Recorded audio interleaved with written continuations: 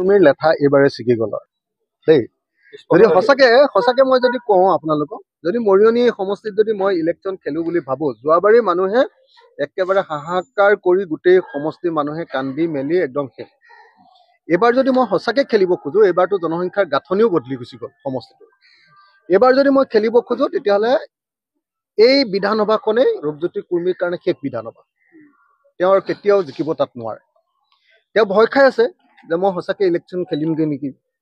তেওঁৰ টেনশ্যনত আছে, তেওঁৰ দুটা টেনশ্যন।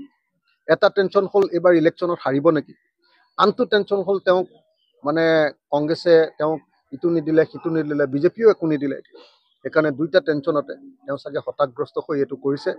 মই আশা কৰিম যে ৰূপজ্যোতি কুৰ্মীয়ে ভৱিষ্যতে এনেকুৱা কাম নকৰিব বুলি যিটো ক্ষমা খুজিছে, মই আশা কৰিম যে ৰূপজ্যোতি কুৰ্মীয়ে এনেকুৱা কাম আৰু ভৱিষ্যতে নকৰিব।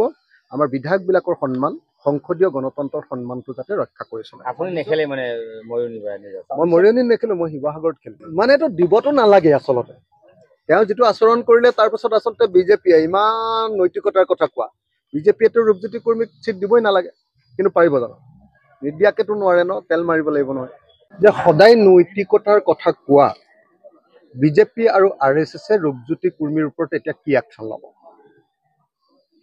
অসমৰ মুখ্যমন্ত্ৰীয়ে যে গোটেই অসমৰ মানুহক, আন সকলো মানুহ বেয়া আৰু অকল বিজেপিৰ মানুহকেইটা ভাল বুলি কৈ থাকে।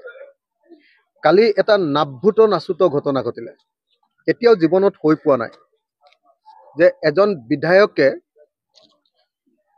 বিধানসভা চলি থকাৰ মাজত আন কোনোবা বিধায়কক আক্ৰমণ কৰিবলৈ সশৰীৰে আক্ৰমণ কৰিবৰ কাৰণে খেদি গৈছে আৰু আক্ৰমণস্থলী পাইছেগে, আৰু সেই সময়তে পুলিচে ধৰি তেওঁক যেনে তেনে ৰখাবলৈ সক্ষম হৈছে, আৰু পুলিচে ধৰি থকাৰ পাছতো তেওঁ আক্ৰমণৰ কাৰণে উদ্যত হৈ আছে। এনেকুৱা ঘটনা অসমৰ ইতিহাসত, ৰাজনৈতিক ইতিহাসত বিৰলেই নহয়, ভাৰতৰ ৰাজনৈতিক ইতিহাসৰো এইটো এটা নজিৰবিহীন ঘটনা। এই ঘটনাৰ পাছত উপাধ্যক্ষই সঠিক সিদ্ধান্ত ল'ব নোৱাৰিলে। উপাধ্যক্ষ কালি ব্যৰ্থ হৈছে। উপাধ্যক্ষই কালি ডাইৰেক্টলি শাসক দলৰ হৈ কাম কৰা আমি দেখিবলৈ পালোঁ।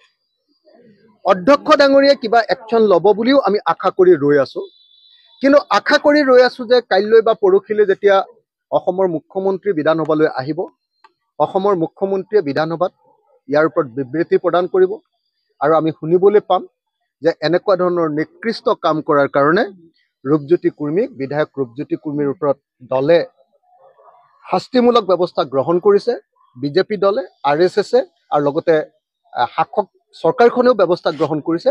এইটো নিশ্চয় আমি দেখিবলৈ পাম। আৰু যদি সেইটো দেখিবলৈ নাপাওঁ, অসমৰ মুখ্যমন্ত্ৰীয়ে যদি সঁচাকৈ ৰূপজ্যোতি কুৰ্মীৰ ওপৰত ব্যৱস্থা গ্ৰহণ কৰাত ব্যৰ্থ হয়, তেতিয়াহ'লে বুজিবলৈ বাকী নাই এইটো হ'ল বিজেপি দলৰ সংস্কৃতি, তেওঁলোকৰ গুণ্ডাগিৰিটোৱে হ'ল তেওঁলোকৰ সংস্কৃতি। সেই কথাটো প্ৰমাণিত হৈ যাব। গতিকে মই ভাবোঁ যে এতিয়া গোটেই বলটো এতিয়া মুখ্যমন্ত্ৰীৰ কোৰ্টত, বিজেপি আৰু RSS দলৰ কোৰ্টত। তেওঁলোকে যদি এতিয়া তেওঁলোকৰ দলৰ ইমেজ ভাল কৰিব খোজে, তেতিয়াহ'লে নিশ্চয় ৰূপজ্যোতি কুৰ্মীৰ ওপৰত নিশ্চয় এতিয়া ব্যৱস্থা গ্ৰহণ কৰিব।